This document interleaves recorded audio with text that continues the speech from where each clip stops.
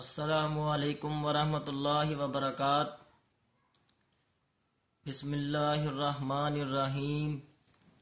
الحمد للہ حمدا کثیرا طیبا مبارکا فیہ، اللہم صلی علی محمد وعلی آل محمد کما صلیت علی ابراہیم وعلی آل ابراہیم انک حمید مجید۔ اللہم بارک علی محمد وعلی آل محمد کما بارکت علی ابراہیم وعلی آل ابراہیم انک حمید مجید۔ تمام تعریفیں اللہ رب العزت کے لیے، بے شمار لاتعداد درود و سلام ہمارے پیارے نبی حضرت محمد صلی اللہ علیہ وآلہ وسلم کی ذات اقدس کے لیے۔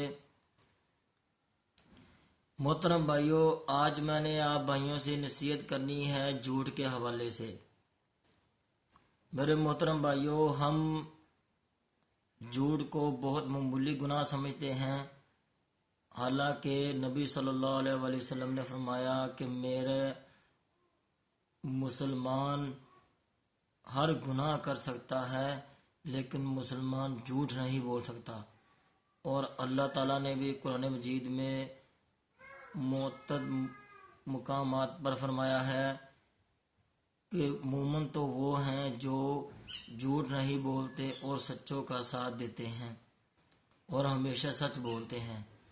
محترم بھائیوں، مثال کے طور پہ ابھی ہمارے پاس ہر بھائی کے پاس موبائل ہے۔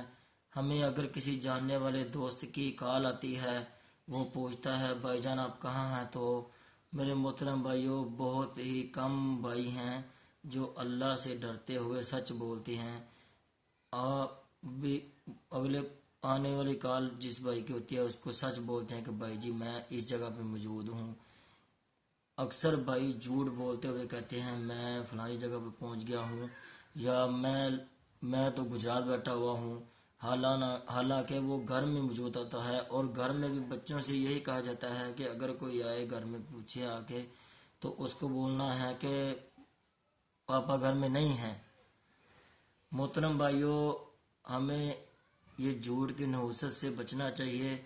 جھوٹ جو ایسا کبیرہ گناہ ہے، اس کی اللہ سے توبہ کیے بغیر معافی نہیں۔ یہ کبیرہ گناہوں میں سے یہ گناہ ہے۔ محترم بھائیوں، ہم پوری کوشش کریں کہ ہم اپنی زندگی میں سچ کو لازم پکڑیں، اور اگر ہم خود سچ بولیں گے تو ہمارے بچے بھی سچ بولیں گے۔ یہ میرے محترم بھائیوں انسان کی پہچان ہوتی ہے۔ ہم اپنے بزرگوں سے بھی سنتے رہے ہیں، اور اسلام میں بھی ہمیں بہت جگہ پہ ملتا ہے کہ انسان کی تربیت جیسی ہوگی ویسی ہی آگے سے اس کی اولاد ہوگی۔ تو میرے محترم بھائیوں، ہمارے والدین تو سچی بات ہے ہمیں ہر اس کام سے منع کرتے ہیں جو اسلام نے منع کیا ہو اور جو دنیاوی لحاظ سے بھی ہمارے لیے اچھا نہیں۔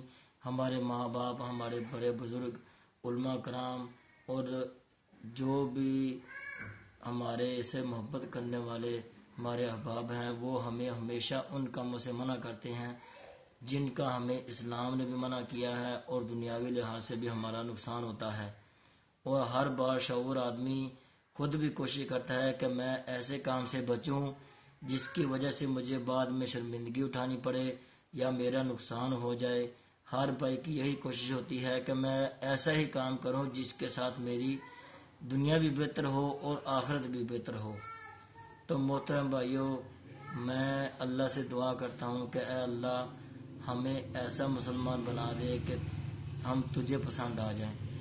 اے اللہ ہمیں ایسا بنا دے جیسے نبی صلی اللہ علیہ وسلم نے اپنے صحابہ کرام کی تربیت کی، اور آگے ہمارے صحابہ کرام نے حق ادا کرتے ہوئے آگے ہم تک دین پہنچایا، اور ہم تک نبی صلی اللہ علیہ وسلم کی تمام احادیث بالکل صحیح احادیث ہم تک پہنچائیں۔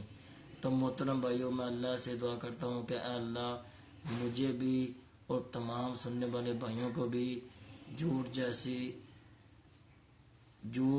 سے بچنے کی توفیق عطا فرما اور ہمیشہ سچ بولنے کی توفیق عطا فرما۔ اللہ سے دعا ہے جب تک ہمیں زندہ رکھے اسلام پر، دین پر، اور جب بھی موت آئے اسلام کا دین کا کام کرتے ہوئے ایمان کی حالت میں موت آئے۔ اور میرے محترم بھائیوں، آخری نصیحت آپ کو کرنی ہے ابھی۔ میرے محترم بھائیوں، اللہ کے لیے ہم اپنے ذات کے اوپر احسان کریں، ہم اپنے روزمرہ کے کاموں میں یہ شیڈول لازمی رکھیں کہ ہم نے آج نمازیں کتنی پڑھی ہیں جماعت کے ساتھ، صبح شام کے اذکار کیے ہیں کہ نہیں، اور ہم نے قرآن مجید کی تلاوت کتنی کی ہے، اور ہم نے کتنے بھائیوں کو نماز کی دعوت دی ہے۔ محترم بھائیوں، اگر ہم خود اس کے اوپر عمل کریں گے تو ہماری بات بھی کسی کو اثر کرے گی، کوئی ہماری بات کو بھی سنے گا۔ اللہ تعالیٰ ہماری کسی کو بات سمجھانا، نصیحت کرنا بھی کسی کے دل پہ اثر کرے گی۔ اور محترم بھائیوں، سب سے بہتر دعوت تو یہ ہے کہ ہم اپنے گھر سے شروع کریں، ہم اپنے بہن بھائیوں اور اپنے بچوں کی تربیت کا بھی خیال رکھیں، ہم ان سے یہ تربیت شروع کریں، ہم ان کے ساتھ بھی اپنا ٹائم نکال کے رابطہ رکھا کریں، ان سے بھی پوچھ لیا کریں کہ نماز پڑھتے ہیں، نمازیں آج کتنی پڑھی ہیں، تلاوت کتنی کی ہے، صبح شام کے اذکار کیے ہیں کہ نہیں۔ میرے محترم بھائیوں، یہ نہ ہو کہ ہمیں اللہ تعالیٰ قرآن مجید میں فرماتے ہیں، اعوذ باللہ من الشیطان الرجیم، بسم اللہ الرحمن الرحیم، یا ایھا الذین آمنوا قوا انفسکم واہلیکم نارا، اے ایمان والو اپنے آپ کو اور اپنے گھر والوں کو جہنم کی آگ سے بچاؤ۔ اس آیت میں اللہ تعالیٰ ہمیں یہ حکم دے رہے ہیں کہ خود بھی بچنا ہے اور خود بھی اچھے کام کرنے ہیں، اسلام پر عمل کرنا ہے، دین پر عمل کرنا ہے، اور اپنے گھر والوں کو بھی بچانے کی، اپنے گھر والوں کی تربیت کی بھی کوشش کرنی ہے، ان کو بھی اپنی آخرت بہتر کرنے کے لیے ان کی بھی تربیت کرنی ہے۔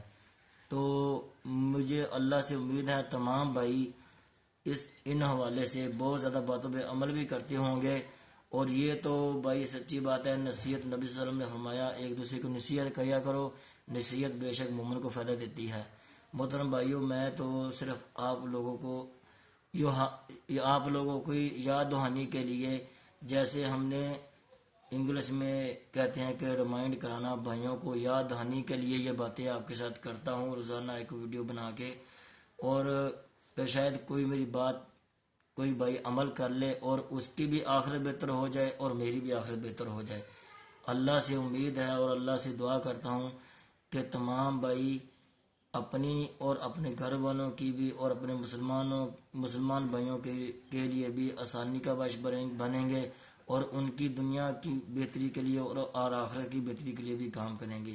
اللہ تعالیٰ آپ کو جزائے خیر دے اور آپ کی دنیا آخرت بہتر فرمائے۔ السلام علیکم ورحمۃ اللہ وبرکاتہ۔